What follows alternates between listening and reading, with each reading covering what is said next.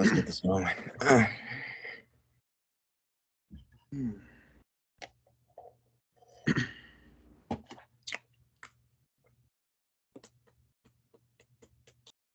Good evening. You're listening to the Fumblerooski podcast by Power 88 Dean Radio. I'm Adam Wright along with Justin Tucker and CJ Medeiros. So we have a great show planned for you tonight. The Titans have been the talk of this podcast for the past few weeks and are yet again today as they win again, but not without a cost. So we'll get to that in a little bit.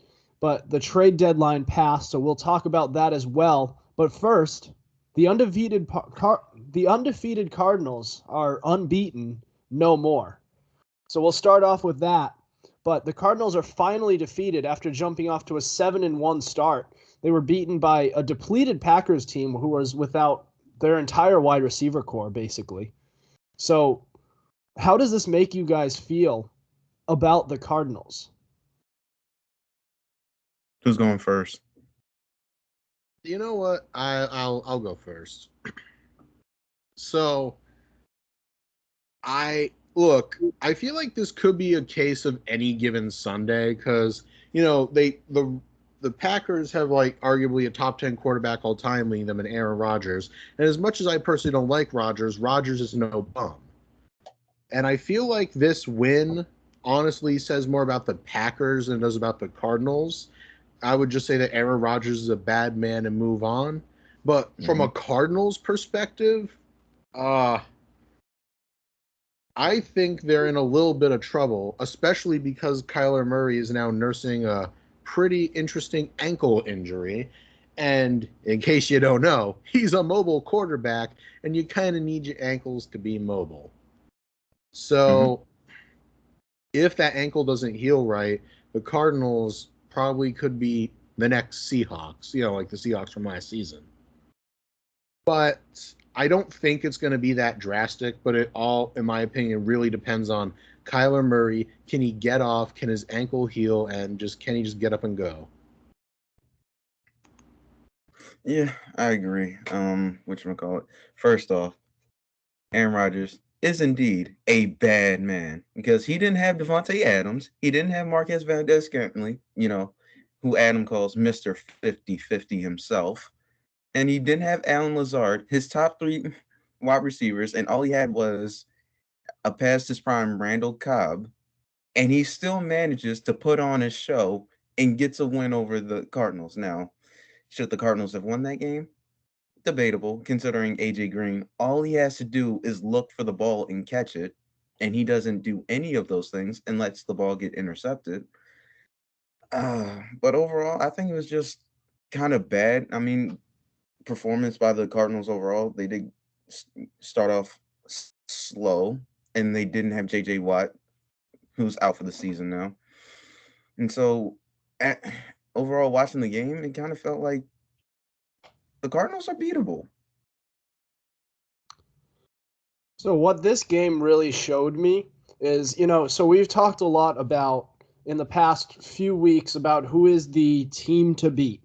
For a little while we were talking about the Bills, we've talked about the Buccaneers, we've talked about the Rams, and we've talked about the Packers a little bit, but every team, all of these teams have all been beaten by all these different. I haven't seen one team that's invincible.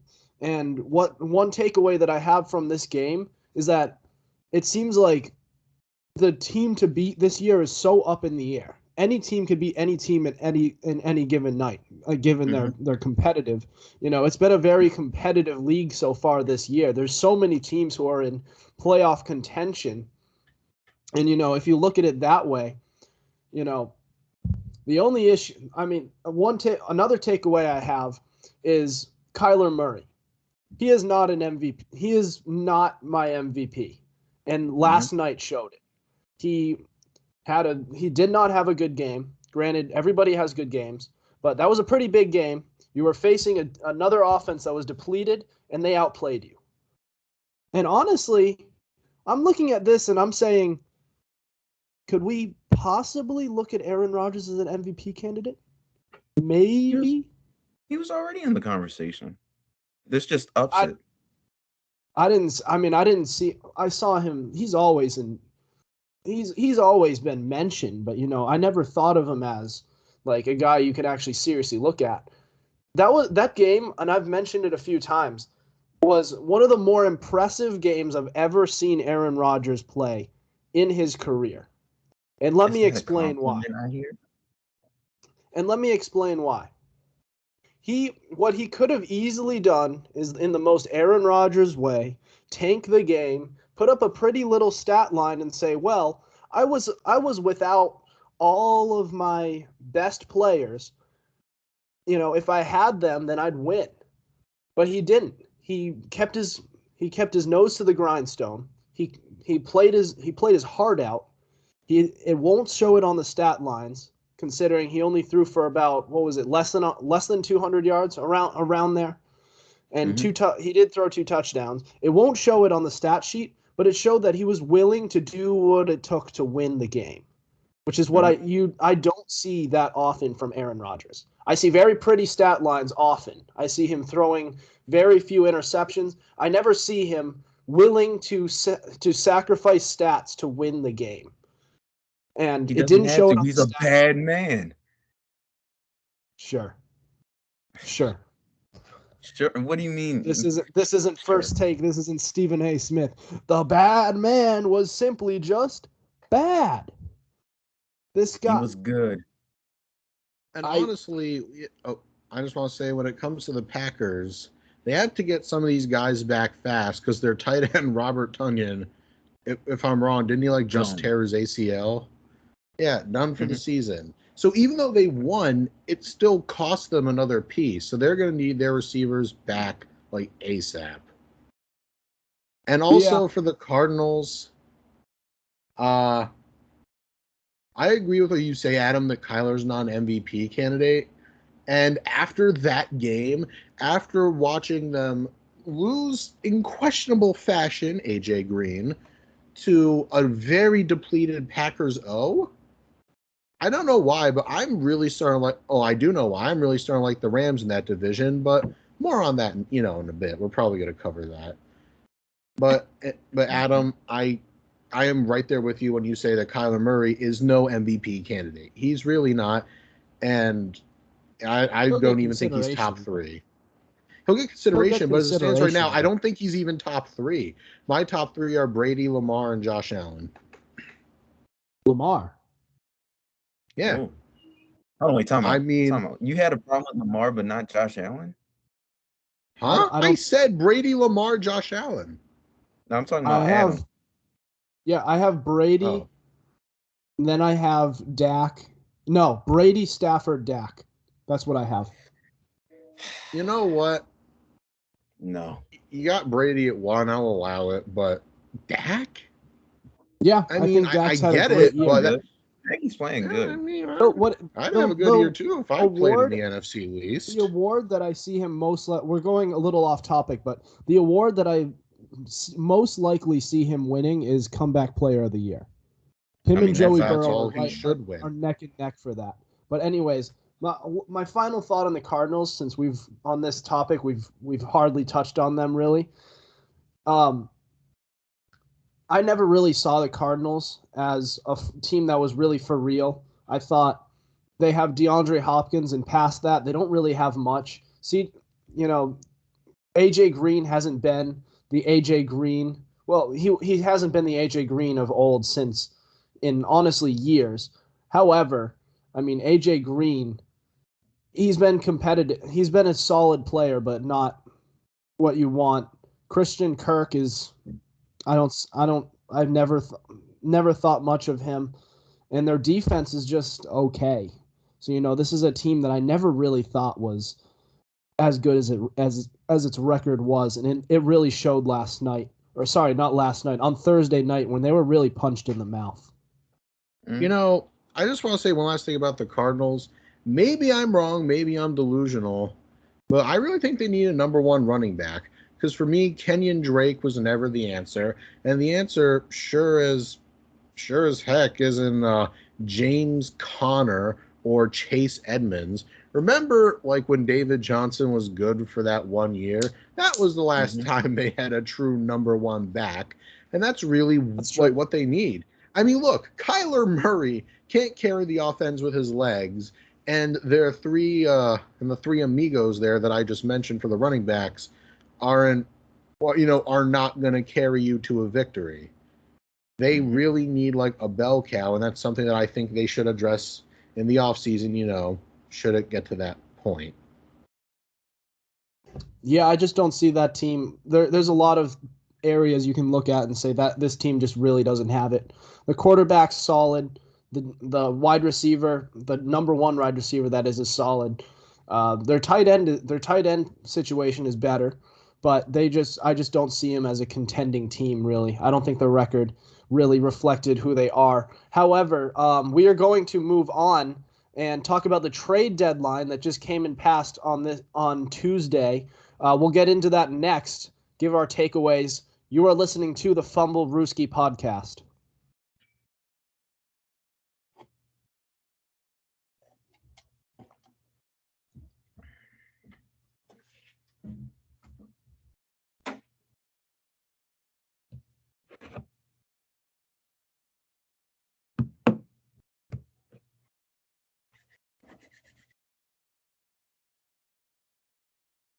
You're listening to the Fumblerooski podcast by Power 88 Dean Radio. I'm Adam Wright along with CJ Medeiros and Justin Tucker. We've been talking about a little bit of Week 8 action. And so the trade deadline has come and passed. And there was a little bit of there was certainly some headlines that went about. Von Miller was traded to the Rams, and notably Deshaun Watson and Odell Beckham were not traded and still on their respected teams. But guys, what are your takeaways from this year's trade deadline? Deshaun Watson stays in Houston for another season. You know what? There's something I'd like to say about the Houston Texans. Let's hear it. Look, I know he has legal issues, and when it comes to Deshaun the player, free him. Free Deshaun Watson. Because, look, Casario has confirmed that at the very least they want 3 first-round picks. Rumor has it they also want at least 2 starting caliber players and maybe even a later pick. And look, I'm sorry, but I don't think anyone in the league is worth that much. And Casario doesn't quite seem to realize that the only person who's losing is himself and the Texans. Because Deshaun, picture, if you will, a $160 million ball and chain. That's what he is. And you have the key, the trade, that you can get off, but no. Only when the conditions are just right. Honestly, the fact that he's not willing to accept anything less than 3 first-round picks and teams have made it clear they're not willing to give him up, and he's like, okay, I'll wait. He's got to get it through his thick skull that no one's going to pay that. Not for Deshaun Watson, whose personal life is still rife with legal issues. And keep in mind, this could be $160 million freed up that you could use for other things, for like other aspects of your team.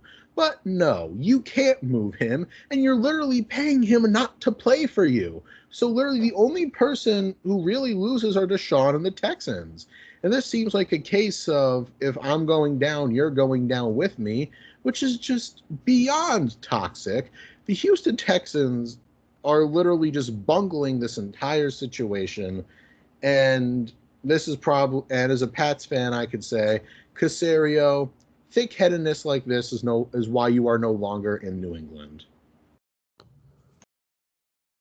So I was under the impression that there was a deal that was about to be in place, and there was strong interest from the Miami Dolphins, who they were chatting with, and other teams. But the issue was that the legal situation wasn't cleared away, and that's what scared the teams away from trading for Deshaun Watson And honestly, there's really no end in sight for this whole thing, which is kind of my takeaway, is that, this thing, there's no end in sight, and this thing may never get solved, man.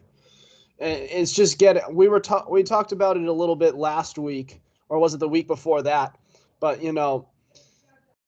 there's this issue with Deshaun Watson and on off the field. On the field, there's the whole thing where they're asking prices way too high. There's all the Deshaun Watson still doesn't want to play for the team. I mean, there's just so many different variables that just won't get solved right away.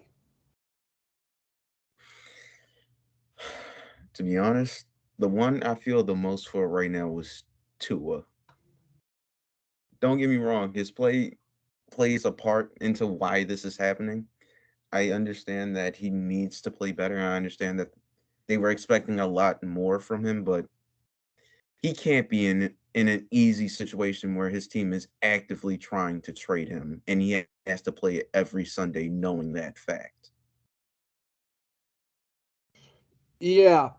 See, I've liked the way Tua has played recently. I think he's really played his heart out, and which tells me that he's probably heard these rumors and it's motivated him. But I mean, I think the guy's kind of a bust at this point. Tua Tagovailoa, I mean, he had some great hype going on coming out of college, but now it's kind of just it's all but diminished at this point. And he's probably going to end up being part of a deal, and he'll probably just go on to be just an average to above average quarterback, like a type of Ryan Tannehill, if you will, from a talent standpoint. Obviously, their play styles are very different, though. That's I think But they just rushed him back from injury. That's all. Rushed him. It's very tough to tell. I mean, it's been a year and a half of him with this team, and he hasn't done really much to show that he can legitimately play. But anyways, Von Miller, that trade for the Rams was a great trade. And it really reflects on what they're trying to do and their approach to their style in this team. They're trying to go all in and win a championship, and they've shown that in the assets they've traded away, in their aggressiveness during free agency. This is a team that's really trying to go all in and win a championship. Their defense is stacked, their offense is stacked. They gave up all these assets, and on top of that, they're not even paying Von Miller.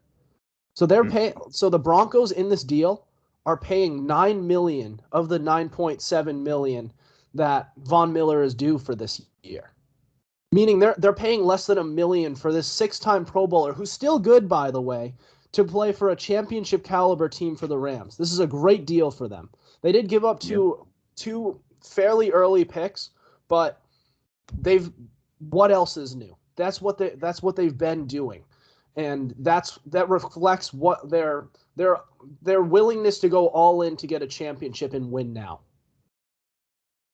Yeah, look, we all know this isn't the Von Miller of yore, but I still love this trade. He's still he's not really elite or really that healthy, but he can still be a game wrecker. And you definitely, just by skill alone, you're definitely going to have to double team him every now and then. And, we have him crashing the edge. You've also got Aaron Donald coming up the middle. And you have Jalen Ramsey prowling around the secondary. See, that for any team, that's not ideal. The Rams have really beefed up their defense. And on offense, they have Stafford. They've got the elite Cooper Kupp. They've got a wonderful wide receiver, too, in Robert Woods, a serviceable tight end in Tyler Higbee, and Darrell Henderson have been like an unsung stud. And this Rams team, no draft capital for the foreseeable future. They're going to be in cap hell for a long time paying off these deals. But the future, in all honesty, is now. The Rams are set up to win now. That's the point. If I'm a Rams fan, it's go big or go home. And I'm excited to see what they've got for the rest of the season. I am too. It seems like this team, like I said, this team is built to win now, and that much has become evident with the assets that they've traded away. I don't believe they've had a first round pick in what was it, 6 years or something that, and they won't have one, I believe, until like 2023, 2024, something stupid like that. But they've traded their assets like there's no tomorrow, and they are really going all in. And I respect it. Hopefully it pays off and they win a championship in the next year or two. Because, I mean, that's basically their window at this point. Pretty much. It's boom or bust. They have to win it. But that defense just got great. Like, it could be historic if everything pans out well. Because they got Aaron Donald, who will eventually will get a one-on-one instead of being triple teamed every play. Von Miller's now coming off the edge. You might have to double team him once in a while. Leonard Floyd is on the other side, who's playing well. And then you have Jalen Ramsey in coverage, who can hold the guy for about 2 to 3 seconds in coverage, which will all it take for Aaron Donald, Leonard Floyd, or Von Miller to get there for a sec. So this is a major problem for the rest of the league. And I just want to know, why the hell was this allowed? What was what being? Oh, this deal. Yes, they don't even have to pay the salary. They get away scot-free. How? How, Sway? That was well. They, like I said, they paid a second and a third round pick for it. So it's not like they didn't give up anything. That's so it was cheap. That is cheap.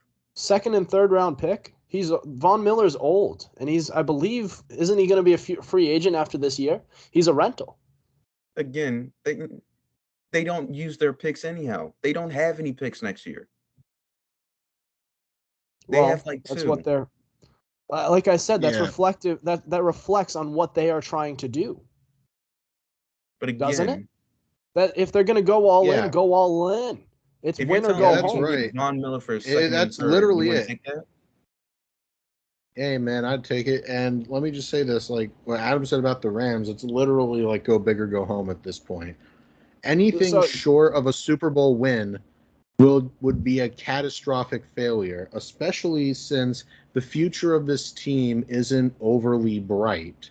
But like I said, the future be damned. The future is now for the Rams. And I will just add a word of caution.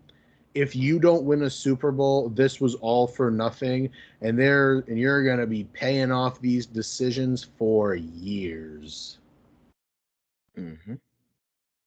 Yeah, but I would still do it, even if it does happen, to be honest. I mean, think about it. This is like the future is now. You have to go all in if this is what you're going to do. If you don't, then that's tough luck. At least you tried. But I would have still done what they're doing. If you go for this approach, you go for it. And you don't think about the future at all. You go all in. And that's exactly what they're doing.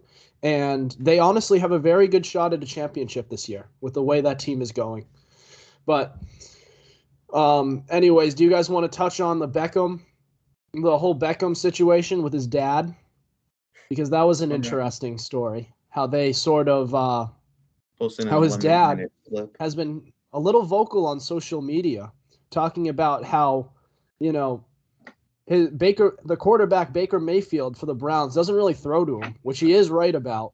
I mean, it just looks like his dad obviously wants his kid to get traded and to get traded to a better situation. And he's kind of right about that because he's not getting targeted at all. The Browns gave up significant assets to get this guy in town a few years ago, and he really hasn't been used like he should be. Say what you want about how Beckham has underachieved, but you still need to at least try. Yeah, you're right. And let me just open this by saying I hate when the parents of athletes in pro sports get involved. I hate it with a burning passion. I'm looking at you, Tom Brady Sr., but But this, I agree. It's I stupid. have to He's admit, right, Odell though. Beckham Sr. is right. I mean, you gave up a first-round pick, like a third-rounder, and a promising safety in Jabril Peppers, who, by the way, is like a top 10 safety in the league right now. When healthy. Yeah, when healthy. I'll put an asterisk by that.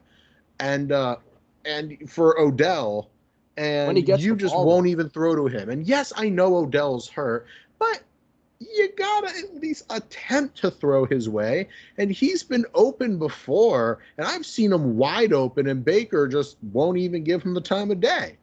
So honestly, I see both sides here, but I really think they should have just bit the bullet and traded Odell, because it's clear he doesn't want to be there. It's clear they have no plans on using him. No one wins in this situation, so why not swallow your pride and do what's best for both parties? I'd love him as a New England Patriot, to be honest. Oh, me too, Of buddy. course you would.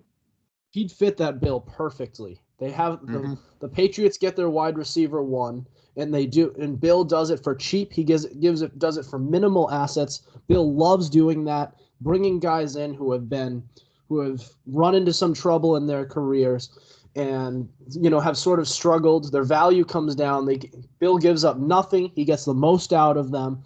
And then obviously once that player's career is rejuvenated, obviously he kicks him to the curb, but still that's a guy who I would want if I'm the Patriots. I'm not saying he is, but that kind of reminds me of one Randy Moss. It does. And what better a weapon to add for Mac Jones in the early going is in his career? Give him those training wheels, kind of have him build some confidence for the kid early on in his career, in a career that's already started off with some confidence. I mean, there's a bit of a side note. We're talking about the trade deadline here, but I have loved, the swagger that Mac Jones has shown. Every time he scores a touchdown, he's dancing with all the players. He's all loose. He's having fun. I really like it. I gotta say. Isn't that nice? It is very nice. All right. Anyways, we are going up next. We are going to move on to the Fumblerooski game of the week. That is Titans Colts. That's next. You are listening to the Fumblerooski podcast.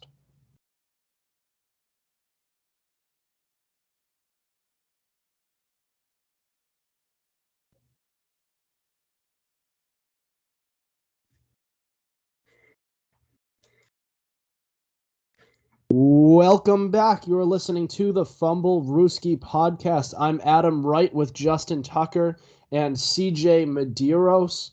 We just talked about the trade deadline. We already got into the Cardinals, how they are not unbeaten anymore. And now we are off to the Titans for the third week. What is this? The third episode in a row where we've just talked a crap ton about the Titans.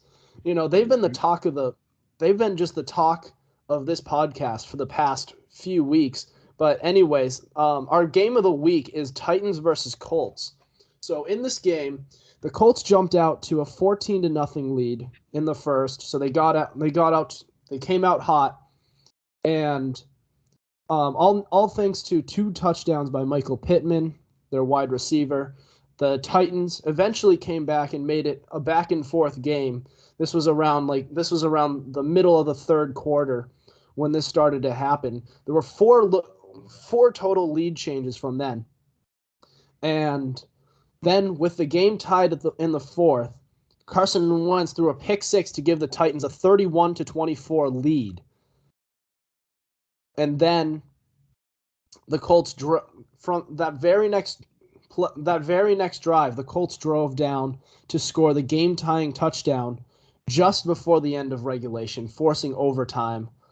From there, in overtime, after both teams already had the ball, Wentz threw another pick in overtime, giving the Titans good enough field position to eventually end it with a game-winning field goal by Randy Bullock. And the Titans win yet another game, their third straight victory at 34-31. And I posted about this the other night on Monday night. My my MVP of this game was A.J. Brown, who had 155 receiving yards on 10 catches and a touchdown. But, guys, what are your thoughts on this game? You live with Carson Wentz and you die by Carson Wentz. He is, without question, one of the most frustrating quarterbacks I've ever seen. And that includes 2019 Jameis Winston. I'm talking about the guy that had 30 interceptions and was eating crab legs. That's how much Carson Wentz frustrates me from time to time. Because at the same time, he'll make a play where you say, "Oh my God, that's phenomenal," and then he'll have another play where you don't understand what he's reading, but he's reading the defense and throws an interception. I don't know how he can do that. I don't. He might be the most bipolar quarterback in the NFL, and Jameis is in the NFL. Now, don't get me wrong, Jameis is better than what he was in 2019, but oh my God, Carson Wentz, please. When you don't have turnovers, this team is very hard to beat because they have Jonathan Taylor and Michael Pittman, who's looking like a stud, by the way. And that defense is not bad. I had a heart attack against them when they played against the Ravens, and I actually thought we would have lost that game. Lamar Jackson proved me wrong. But oh my God, this Colts team is a potential playoff team right now, despite their record. If they can just get competent quarterback play from Carson Wentz the rest of the way, they're in the playoffs. I just need Carson Wentz to play better because this shouldn't have been close, to be honest.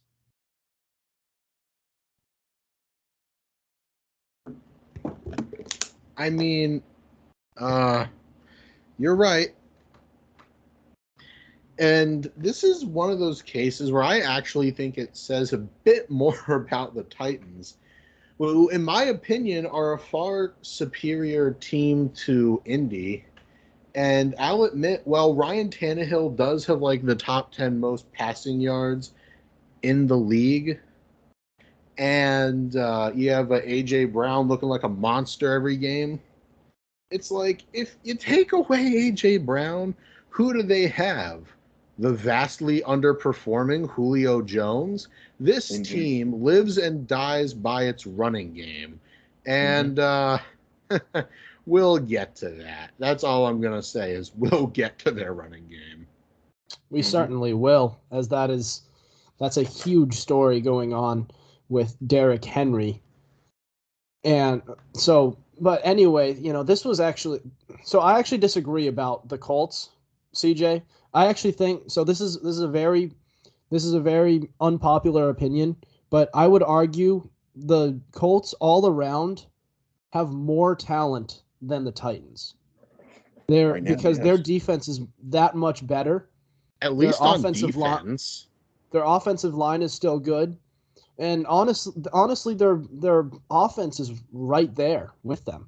Just I would say that they're just underachieving. They've had a tough. They struggled with getting healthy early on in the year, and I'm not saying Indy's a bad team. I'm not. I'm just saying that I just think Tennessee's better. That's what I'm saying. I think the Colts have better talent, and they've underachieved. They've struggled early on getting healthy, and this is tough because they were gaining some momentum. After a 1-3 start, they've gained some momentum. Actually, what was it? A 1-4? Yeah, it was a 1-4 start. Sorry. And they went 2-1. They went 2-1 from there, and they could have won this game. And this is a team that we thought was going to be a playoff team. In fact, one of the contending teams in the AFC, and we question now whether or not they're even a contending team in their own division, or even to make a wild card at this point, which is really tough because I was really high on this team, before the season. As for the Titans, this is obviously a great win because they win 3 in a row, but it's going to get a little worse with the loss of Derrick Henry. Mm-hmm. And I never really, like I said, I never really was that high on the Titans this year. I think their defense is not that good. Their defense isn't good at all. Julio Jones is a shell of his old self, and it's been the A.J. Brown and Derrick Henry show. And don't get me started on Ryan Tannehill. He's not that good.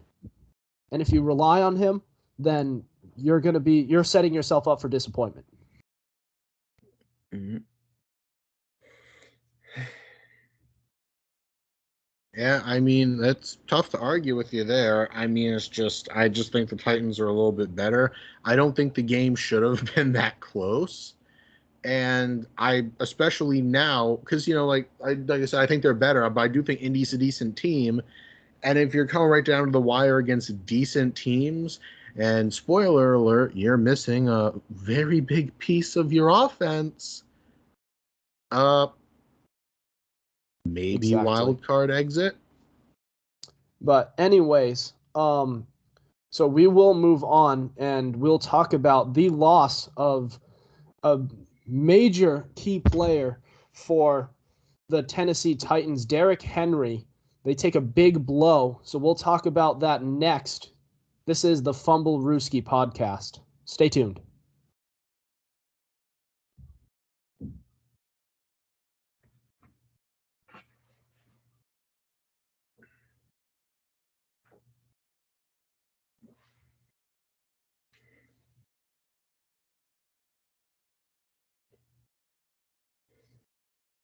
This is the Fumblerooski podcast by Power 88 Dean Radio.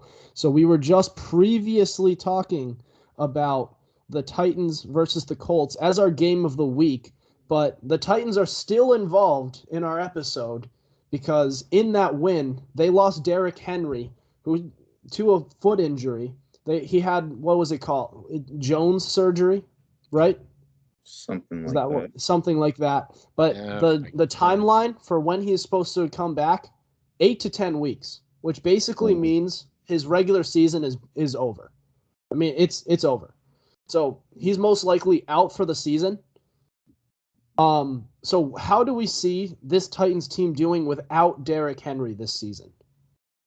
I mean, they're still gonna win a few games, but It's going to be tough. we're gonna need Julio to step it up. If Julio can be even half of his old self, they should be fine. Oh wait, yeah, and they also signed that football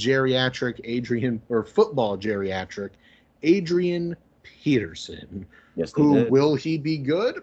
Probably. I mean, I feel like he could still be a serviceable back, and I don't think it should have taken him this long to get re-signed.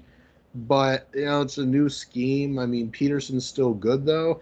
He's obviously not the the running back who could scorch the earth anymore, but I feel like he could still be serviceable. But without King Henry,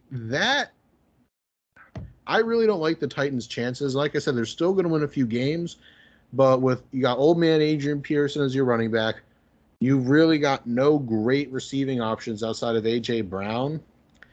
Like I alluded to earlier, I think they're probably going to be a wild card exit if they make it to the playoffs. They'd be fortunate to make the playoffs right now. They lost one of their secondary members in Caleb Farley, which was their rookie draft pick. Derrick Henry. Didn't they also lose their other guy, their other corner too? Farley and who else? Wilker, Christian something? Kristen Fulton? Yeah, Fulton. Didn't they also lose him? Because I thought I read something about that. I'm not sure, but I'm aware they lost Farley.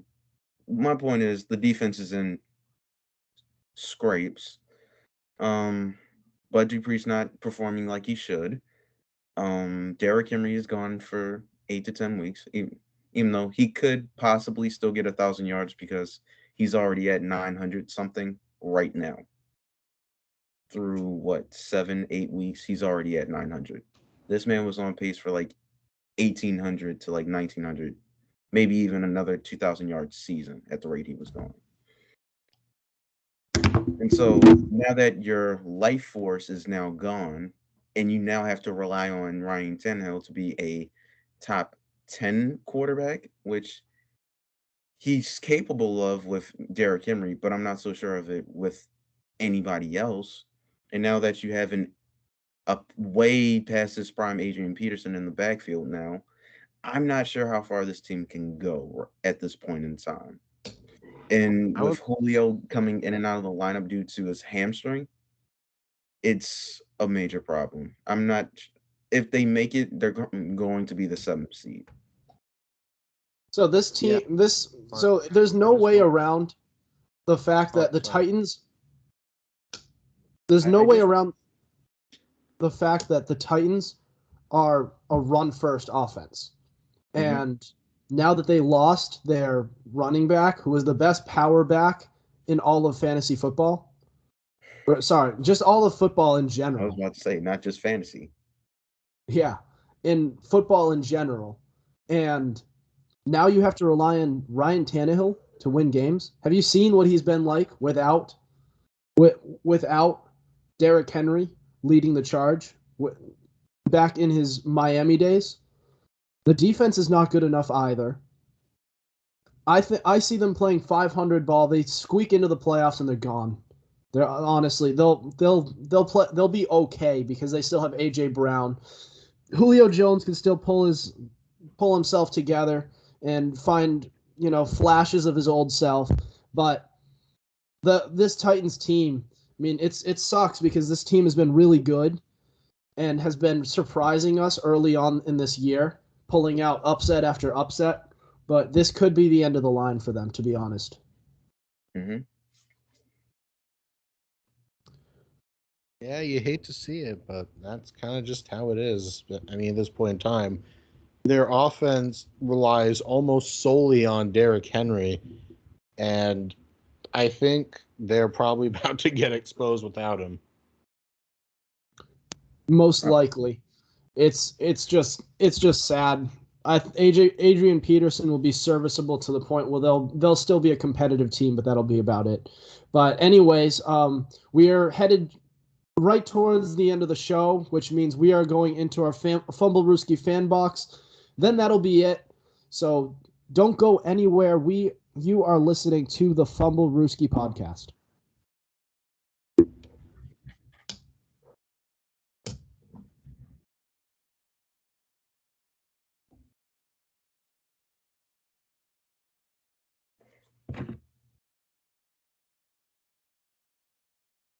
This is the Fumblerooski podcast by Power 88 Dean Radio. I am Adam Wright along with Justin Tucker and CJ Medeiros.